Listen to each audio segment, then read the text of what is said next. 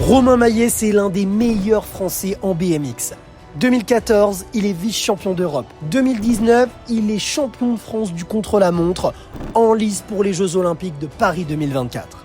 Mais à quelques mois de l'échéance, il est atteint d'un cancer. Changement de vie, défis personnels, période de déprime. Aujourd'hui guéri, il revient avec nous sur ces derniers mois. Installez-vous confortablement. Bienvenue sur BMX Media. En fait, on pose la question à chaque fois aux gens, mais elle a peut-être encore plus de sens avec toi. Mais comment ça va en fait? Ça va bien, physiquement, mentalement, ça va très bien. Ouais. Tu as vécu 9-10 derniers mois dont on va beaucoup parler dans cet entretien. Tu as eu un cancer, là tu es en rémission et pendant 2 ans il faut être sous surveillance. Où t'en es aujourd'hui? Je suis officiellement en rémission, je suis sous surveillance tous les mois. Là c'est passé à tous les 3 mois et après ça va être tous les ans. Donc pour le moment c'est plutôt chill, donc ça va bien. Et donc là, tu as retrouvé pleinement toutes tes capacités au niveau du sport, au niveau de la motricité, de toutes ces choses-là? Ouais, j'ai bien repris quand même. J'ai bien repris. J'ai perdu un peu de poids. J'ai pas repris tout le poids que j'avais avant, mais mis à part ça, je commence à reprendre un petit peu mes capacités physiques. Tout va bien. Tout va bien. Si on retrace un peu le fil de la maladie et du début, avec le recul, à quel moment ça commence? Je crois que tu as annoncé ça publiquement en juillet. Il me semble que tu as été diagnostiqué en mai, mais les premiers signes avec le recul, ils remontent à quand? Les premiers signes, je dirais avec la fatigue, c'était début d'année. Genre février, mars, peut-être retour de Nouvelle-Zélande, Australie, les Coupes du Monde. Peut-être là-bas aussi, un peu de fatigue, peut-être le stress, j'arrivais pas à distinguer vraiment. Sur les compètes, il y avait des Coupes d'Europe, il y avait Coupe de France à Compiègne.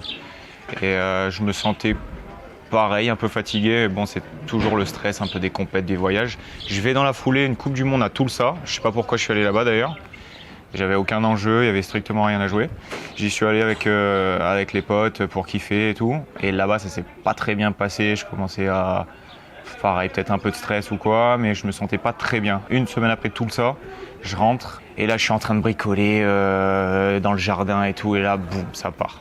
Bras gonflés, vraiment triplé de volume, trop bizarre. Suite de ça, hôpital, je sais pas trop ce que j'ai à ce moment-là.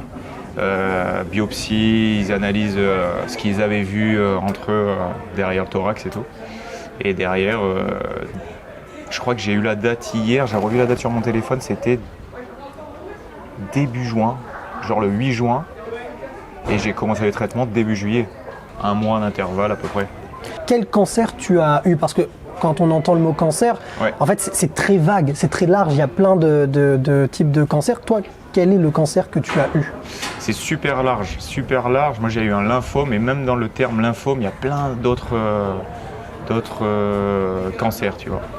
Moi j'ai eu un cancer médiastinal, donc en gros j'avais une masse derrière le thorax et ça s'est propagé au fur et à mesure, c'était assez rapide. Et j'ai eu l'oncologue il n'y a pas si longtemps que ça, il m'a dit que c'était très souvent chez les jeunes, ce genre de cancer que j'ai eu. Il y a cette journée où tu as ces signes où tu n'arrives pas trop à respirer, un peu de fatigue, et il y a vraiment ce jour-là où tu as ton bras qui enfle. Qu'est-ce qui te décide à aller à l'hôpital? Parce que quand j'ai pu en discuter avec tes proches qui me disaient un peu comme toi au fait que effectivement avant il y avait des signes peut-être ou du mal à respirer, beaucoup de fatigue. Qu'est-ce qui a fait qu'à un moment donné tu t'es dit non mais là c'est plus possible? Ben en fait moi je suis un peu bizarre parce que j'avais beaucoup de temps avant de me dire ok je vais prendre un médicament, je vais aller à l'hôpital. Limite je prends pas l'initiative de moi-même, tu vois.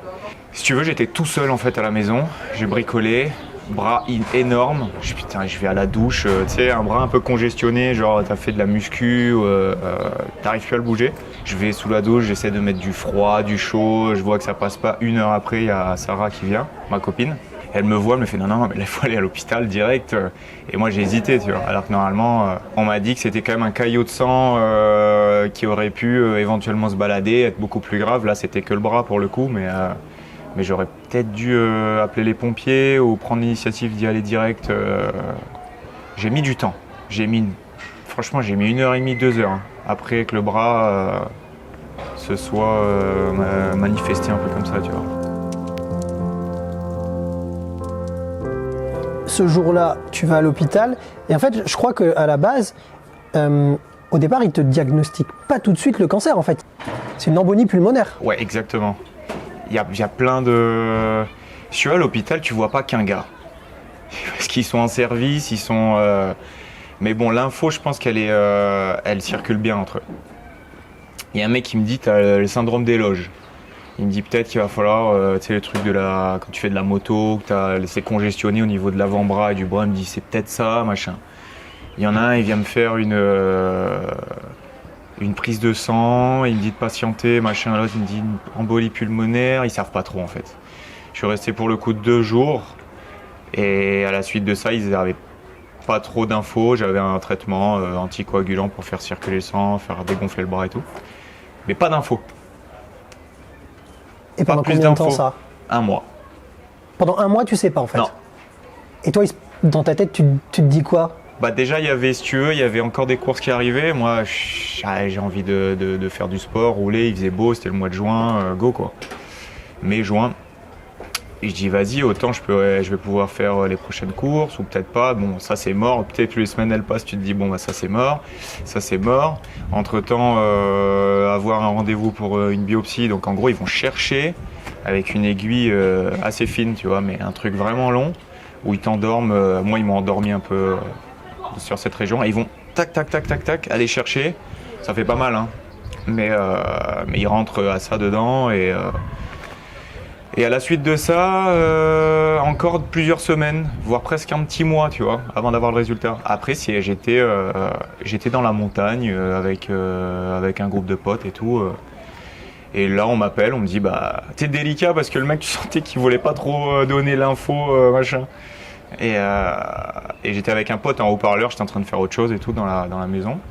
Et lui, il l'entend aussi. Et du coup, il m'explique ce que j'ai et qu'il va falloir avoir un rendez-vous dès la semaine prochaine pour machin et tout. Mais c'était un peu long, hein. Bien 2 mois. Hein. T'as le truc, tu sais pas trop. Et après, moi j'ai eu bien 2 mois, quasiment 1 mois et demi, 2 mois.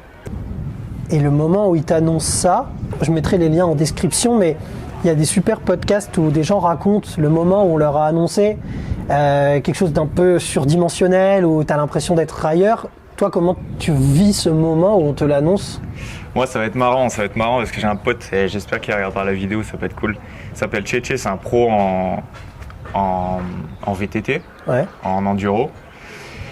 Et je suis assez proche de lui, on rigole beaucoup, on a un peu la même vision du truc et tout, et on déconne beaucoup. Ouais. Et le mec, il m'annonce ça, et je fais, ouais, putain, et je pose des questions, et je fais, ouais, ok, c'est un truc sur un lymphome, je sais pas ce que c'est un lymphome, un machin. Ensuite, de fil en aiguille, il me dit que bah, c'est un cancer, un truc du sang, machin, les globules. Bref, je raccroche, et là, je comprends que c'est un peu grave, tu vois, mais pas plus que ça. Et je sais plus ce que lui, il me dit, ou moi, je lui dis, bah, bon, allez, on va préparer le cercueil, hein. C'est un peu... Mais vraiment pour dédramatiser le truc. Mais j'étais pas du tout dans l'optique que j'allais crever, tu vois. Moi, j'ai un peu plus réalisé quand je suis arrivé chez moi quand même. Ouais. Et quand la famille t'appelle, dis bah alors t'as quoi, c'est quoi, et eux ils savent. Eux ils font les vraies recherches et j'ai mon oncle qui est médecin aussi et lui il le sait, donc toute la famille est un peu au courant, mais quand il m'appelle, c'est là que tu te rends compte un peu du truc. Ah ouais. Et quand tu rentres chez toi, tu dis qu'à ce moment-là, c'est là où tu commences à réaliser, et dans les vidéos que tu as mises sur ta chaîne YouTube, tu as parlé justement de dépression, alors très largement. Tu as dit, je ne sais pas trop ce que c'est que la dépression, mais c'est vrai qu'à ce moment-là, durant les premières semaines, j'étais ailleurs, et quand j'en ai discuté avec tes proches, eux aussi m'ont dit, ouais, on n'a pas reconnu Romain, il était dans le lit, il faisait rien. Je jure. En même temps, qu'est-ce qui se passe dans ta tête à ce moment-là? C'est-à-dire que sur le moment, tu dis que sur le moment, voilà, tu blagues un peu dessus, etc. Mais ouais. À quel moment ça commence vraiment où tu dis waouh? Le moment où ça commence vraiment à être un peu relou là, c'est quand je rentre chez moi et qu'il n'y a plus rien à faire. Quand je peux pas faire grand chose, tu vois. T'as l'habitude d'aller t'entraîner. Pour le coup, c'est des vrais trainings.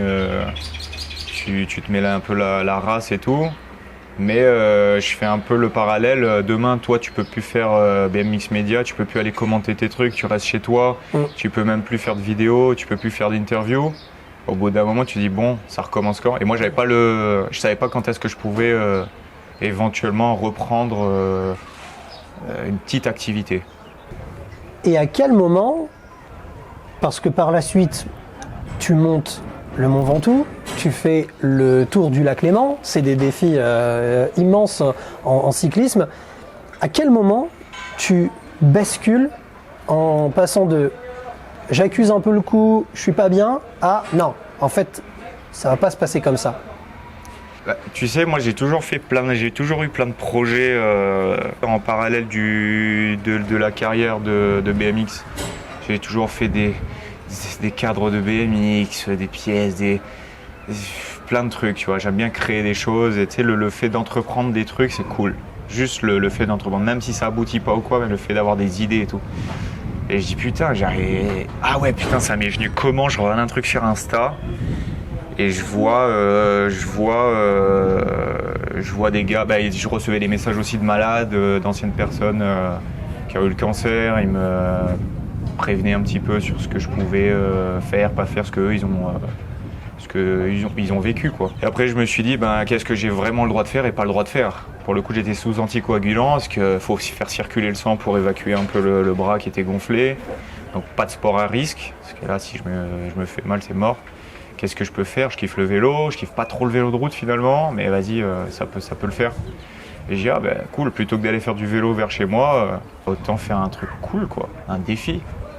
Il y a quelque chose que je trouve intéressant, c'est la façon dont on parle de la maladie aux autres. Toi, tu as mis du temps à l'annoncer publiquement, mais déjà l'annoncer autour de soi. J'ai cru comprendre que tu n'avais pas tout de suite, t'en avais pas tout de suite parlé autour de toi, que c'était pas évident. Et c'est quelque chose que j'ai pu retrouver aussi en préparant un peu cette interview. Les gens ont parfois du mal à en parler parce qu'ils n'ont pas envie de faire du mal aux autres. Toi, comment tu l'as vécu justement, ce truc-là, de devoir l'annoncer aux autres, de devoir en parler aux autres? Ouais, moi je dédramatise quand même beaucoup le truc. Genre mes parents ils m'ont appelé. Bon après, tu sais, dans la famille, l'info elle circule tellement vite que t'as même pas besoin d'annoncer. Ma grand-mère elle est très proche de moi. Ma grand-mère du côté de mon père. Et elle habite ici. Et j'ai mon autre grand-mère qui est à La Réunion, mais elle a direct fait tourner l'info, quoi. Donc j'ai pas eu trop besoin de le faire. Après je dédramatise quand même parce que Sarah c'est la première personne à qui j'ai annoncé plus ou moins le truc, tu vois.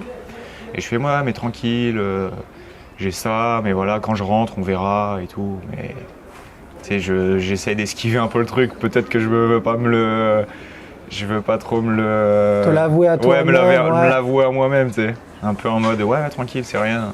Ok, mais parce que toi justement t'étais pas plus inquiet que ça en fait, j'ai l'impression. Au début non. Franchement non. Je me suis dit bah vas-y, je suis malade, c'est comme en 2024, 25 quoi. Vas-y, il y a des solutions, il y a des traitements. Je pense que les gens autour de moi étaient plus inquiets que moi. Ouais, parce que tu vois, j'esquive un peu le truc. Et tu l'esquives par pudeur, par pas envie d'inquiéter les gens? Ouais, pas envie de faire chier les gens. C'est mon problème, tu vois. Ok. Sauf vraiment les gens très très proches, avec qui je vis, quoi. Dans ma copine, dans mes parents. Même mes parents, des fois, je les appelle pas tant que ça, je donnais pas trop de nouvelles. C'est eux qui prenaient beaucoup de nouvelles. Je me suis beaucoup rapproché d'eux. Hein. Parce que tu sais qu'ils sont à La Réunion, on s'appelle pas souvent. Donc, ouais, je fais pas chier les gens. Et l'annonce publique, Ouais. j'ai revu cette vidéo, elle a fait 20 millions de vues. 24 millions de vues. Elle est à 24 millions de vues, la vidéo où tu annonces publiquement que tu as un cancer. Putain, c'est beaucoup, ouais. Ouais, c'est énorme. C'est énorme, ouais. Comment t'en es arrivé à te dire, ok, je vais en parler publiquement et je vais le dire publiquement? Je recevais quand même beaucoup de messages. Qu'est-ce que tu deviens? Tu fais quoi? Je suis sur les réseaux, mais pas tout le temps. Donc, plutôt que de répondre au cas par cas, moi, j'ai laissé traîner un peu. Parce que je suis allé à Vérone au championnat d'Europe pour voir l'événement. Et du coup, j'ai kiffé, j'ai regardé, il faisait beau, machin, et tout le monde venait me voir, mais pourquoi tu roules pas, tu fais quoi? J'ai dit, bah, j'ai des petits soucis, j'attends des réponses et tout. Et après, je me devais quand même, à un moment donné, de me dire, ok, je vais prendre ça, je sais pas comment, tu vois, mais je me suis dit, allez, go, je fais une vidéo toute simple avec mon téléphone, et je l'annonce comme ça, tu vois. Sans passer par 4 chemins, je suis à l'hôpital, première cure, direct. Je sais même pas comment je vais supporter la cure, tu sais. Et je suis là, je dis ok, bah l'infirmière, d'ailleurs trop cool, elle m'a super bien expliqué, elle prenait le temps. Je dis bah je peux poser mon téléphone, tac tac tac. Je fais un vieux montage de merde, je coupe la vidéo n'importe comment et je la poste. Et à ce moment-là, j'annonce ça comme ça, quoi. Et à ce moment-là, tu reçois, j'imagine, des centaines de messages. Il se passe quoi d'un point de vue, évidemment, engouement que ça suscite, et toi, moralement? Ça m'a fait passer le temps à l'hôpital. La première chimio, je l'ai pas vu passer. J'ai reçu un nombre de messages, c'était un truc de ouf. Au début, j'ai essayé de répondre, après c'était abusé, j'ai arrêté. Mais ça m'a fait passer le temps et ça m'a rapproché un peu des gens, tu vois. Moi, je suis un peu solitaire, truc. Et là, j'ai vu vraiment le côté, je sais pas, ça m'a rapproché vraiment des gens avec qui j'étais pas spécialement en contact, des gens que je connais strictement pas. Je connais vraiment pas. 3/4 de mes followers, je les connais pas, tu vois. Et adorable. Les gens m'envoient des messages, partager un peu leur expérience, leur truc, courage et tout. Donc ça, c'était vraiment mon premier lien avec l'annonce, les réseaux et tout ça. Et après, de là, j'ai essayé de poster une par mois peut-être. Pas trop rester sur le téléphone non plus, parce que c'est usant. Et tu vois des trucs cool comme tu vois des trucs moins cool, tu vois. Tout cet engouement-là, est-ce que c'est ce qui t'a aussi motivé à te dire je vais faire des défis? En quoi justement ça t'a poussé, tu vois, tout cet engouement-là? J'ai vu la force qu'il y avait sur le rapprochement entre les gens, le soutien. Et après c'était plus un défi perso et j'ai essayé de rassembler les deux idées, enfin les deux choses. J'ai dit vas-y, moi c'est perso, je le fais pour moi en fait, je vais faire du vélo, je vais kiffer tout seul, je m'en fous un peu. Et après, t'avais les gens derrière qui soutenaient à mort. Un truc de ouf, comment tu vas et tout. Et du coup, j'ai dit, vas-y, go. Si je peux me permettre de le faire, je vais inviter les gens. Autant le faire ensemble. Mais je pensais pas que ça allait être aussi énorme.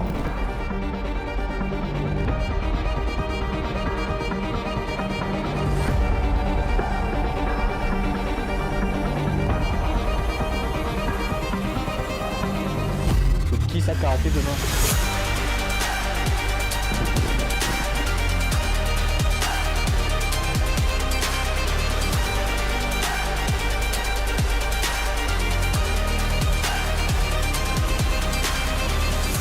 Avec le recul, qu'est-ce que tu retiens de cette journée du Mont Ventoux?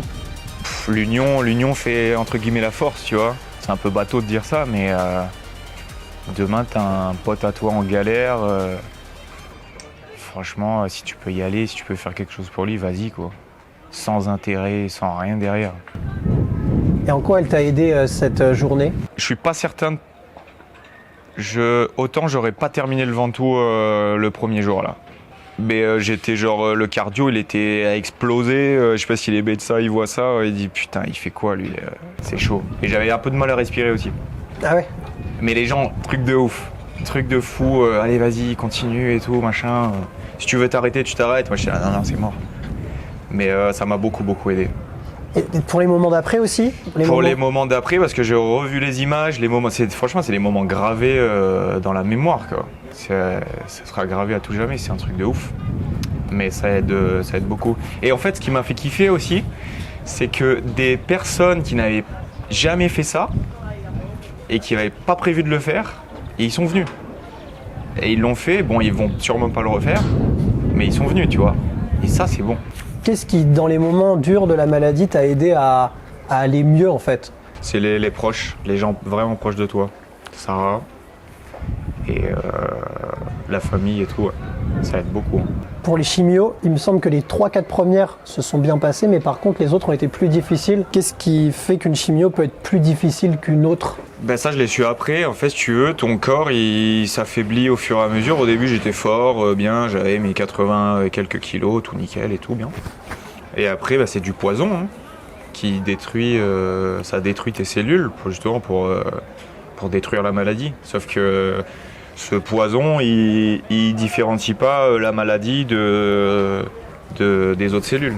Et après, j'étais de plus en plus fatigué, j'avais les nausées, vomi, gros moments de fatigue et tout.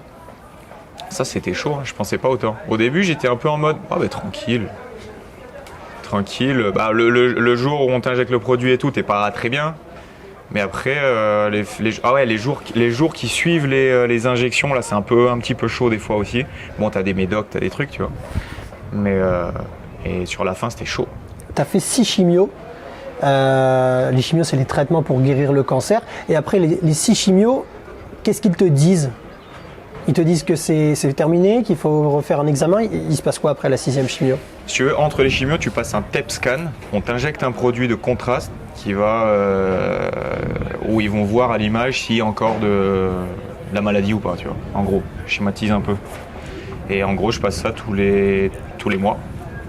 Donc en gros, après la 6e chimio, on m'a dit d'attendre un mois et de passer ce TEP scan et on voit le résultat. Et ils me disent, vous avez très bien répondu au traitement. Après, j'ai eu des étapes intermédiaires. Après la 2e chimio, ils ont déjà vu que ça avait beaucoup réduit. Et la dernière chimio, un mois après, c'était quand même bon. Pas à 100% parce qu'ils m'ont fait comprendre que c'était jamais à 100%. Il y a toujours des résidus, des trucs, tu vois. Mais que ça avait répondu à plus de 80, 85, et quelques pourcents. Donc très bien. Ce rapport à la mort, juste, est-ce qu'il est intervenu à un moment donné ou pas? Parce qu'il y a des moments peut-être où concrètement tu es aussi peut-être obligé d'y être confronté. Toi, comment tu l'as géré? Ça m'a effleuré quand j'ai vu, quand je me suis mal renseigné sur Internet. Ça m'a effleuré un peu l'esprit. Après, je me suis repris en main et j'ai fait non, je suis jeune, je suis sportif. J'ai beaucoup de chance par rapport aux gens parce que quand j'allais au centre de cancérologie, il y avait que des vieux. Franchement, j'ai croisé 0 jeune. Et là, j'ai fait waouh. Donc c'est bon, moi j'ai quand même de la chance, tu vois, par rapport à ça. Parce que si t'es un peu affaibli, les traitements que j'avais, c'est chaud. Comment le sport t'a aidé justement dans ta maladie? Parce que j'ai l'impression, même quand j'ai regardé des documentaires pour préparer, que c'est pas tout le monde qui peut avoir cette force un peu. Tu vois que toi là finalement quand t'en parles, on a l'impression presque qu'en fait t'as pas été inquiété, tu t'es pas inquiété, t'as continué un peu ta vie. Est-ce que tu penses que c'est justement le fait d'être athlète de haut niveau qui a pu t'aider là-dedans? Qu'est-ce qui peut faire ça? Je pense que oui. Ouais. Dans le sport, t'es un peu dans ta bulle, tu vois. Le temps où tu pratiques le sport. Et le fait d'être dans sa bulle, t'es un peu déconnecté d'autres choses. Quand je faisais le vélo, quand je faisais autre chose, tu vois, je faisais un peu de tennis aussi. Donc là, tu joues contre quelqu'un, c'est jouer.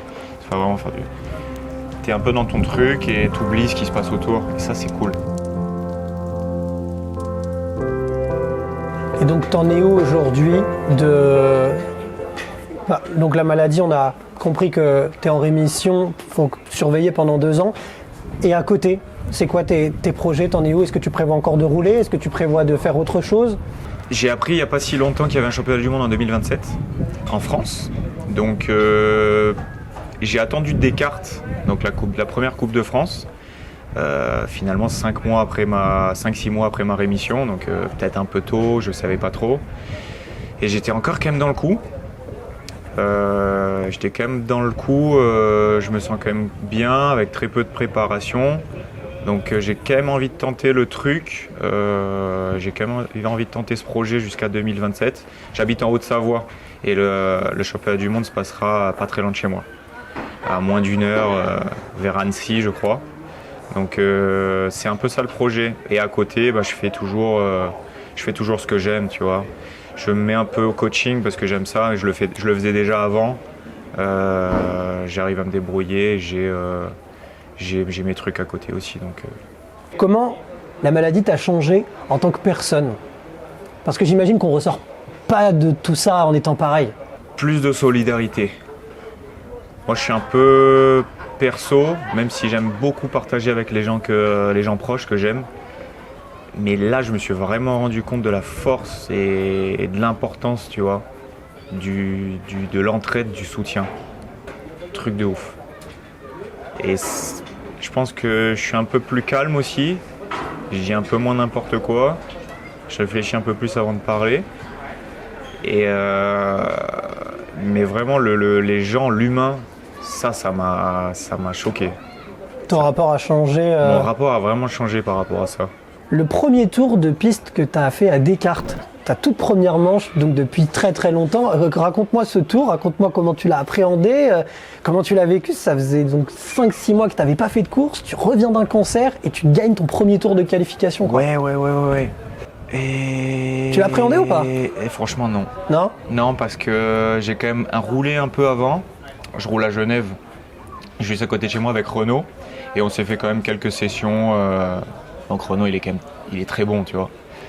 Et non, pas plus stressé que ça parce que je me suis un petit peu préparé sur le vélo. Je maîtrise un petit peu mieux mon vélo par rapport à avant. Moins puissant, moins tout ça, mais j'appréhendais pas plus que ça parce que je m'en fous en fait. Je m'en fous. Demain, je gagne la course, c'est super. Mais demain, je fais last chance, et je m'en fous. Et ça, tu ne le voyais pas comme ça avant ? Non, je le voyais pas comme ça. Bon, il y a quand même le côté je suis un compétiteur. Ouais. Donc oui, je me pointe sur la grille. Non, et t'es qui, je m'en fous un peu, tu vois, mais je vais essayer de tous les battre.